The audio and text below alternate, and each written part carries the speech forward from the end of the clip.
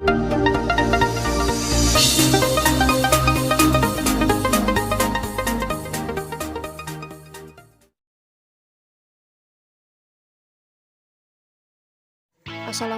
warahmatullahi wabarakatuh. Pada kesempatan kali ini, izinkan kami dari kelompok 9 untuk memaparkan materi tentang suhu dan kalor. Materi pertama akan dipaparkan oleh Rifki Ahmad Fauzi. Kepadanya dipersilahkan. A. Pengertian suhu. Suhu berfungsi untuk menyatakan derajat panas atau dinginnya suatu zat.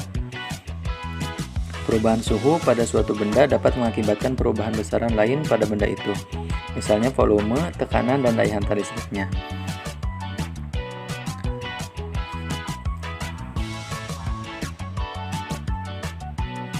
Besaran-besaran tersebut disebut besaran termometrik.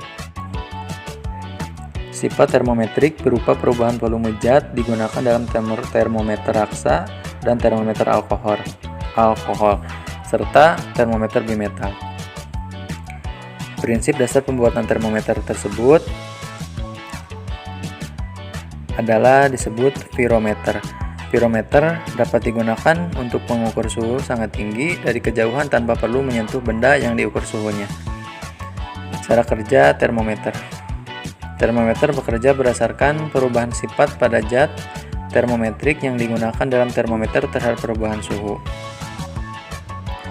Beberapa skala termometer antara lain adalah termometer Celcius, termometer Fahrenheit, termometer Reaumur, dan termometer Kelvin. Termometer Celcius adalah termometer yang menggunakan skala atau satuan derajat Celcius. Skala ini ditemukan oleh Andre Celsius. Yang kedua, termometer Fahrenheit adalah termometer yang menggunakan skala Fahrenheit. Skala ini ditemukan oleh Gabriel Daniel Fahrenheit, seorang ilmuwan asal Jerman. Yang ketiga, termometer Reaumur adalah termometer yang menggunakan skala Reaumur. Yang keempat, termometer Kelvin adalah termometer yang menggunakan skala Kelvin. Skala ini ditemukan oleh William Thomson Kelvin, seorang ilmuwan Inggris. Pada skala Kelvin, es mencair pada suhu 273 Kelvin dan air mendidih pada suhu 373 Kelvin. Untuk tekanan udara sebesar 1 atm, jarak antara titik lebur es dan titik didih air adalah 100 skala Kelvin. Kalor adalah salah satu bentuk energi yang mengalir karena perbedaan suhu.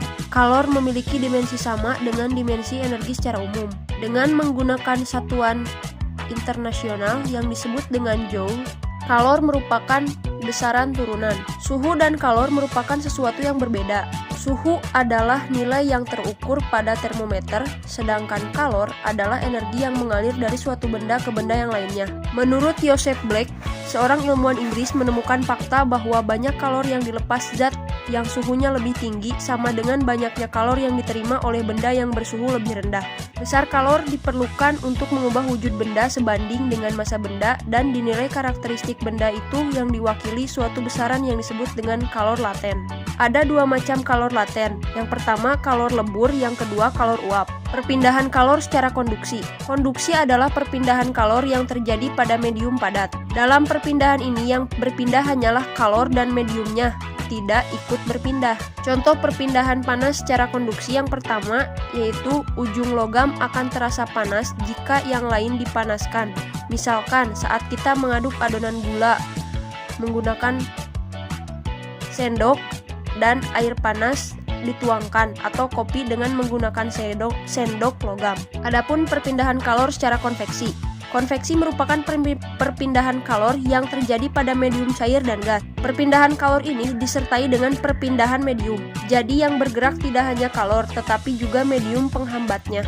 Salah satu contoh perpindahan panas secara konveksi yaitu gerak naik turunnya air yang sedang mendidih saat direbus. Kemudian perpindahan kalor secara radiasi. Beror adalah salah satu bentuk energi yang mengalir karena perbedaan suhu. Panas matahari yang sampai ke bumi melewati ruang angkasa yang hampa di udara tanpa adanya medium. Setiap benda bisa menyerap kalor diperencanakan secara radiasi. Akan tetapi yang menentukan daya serap dan daya bukanlah jenis bahan benda tersebut. Semakin hitam sebuah benda, maka benda tersebut akan cenderung semakin menyerap panas. Kehitaman sebuah inilah yang disebut dengan emisivitas.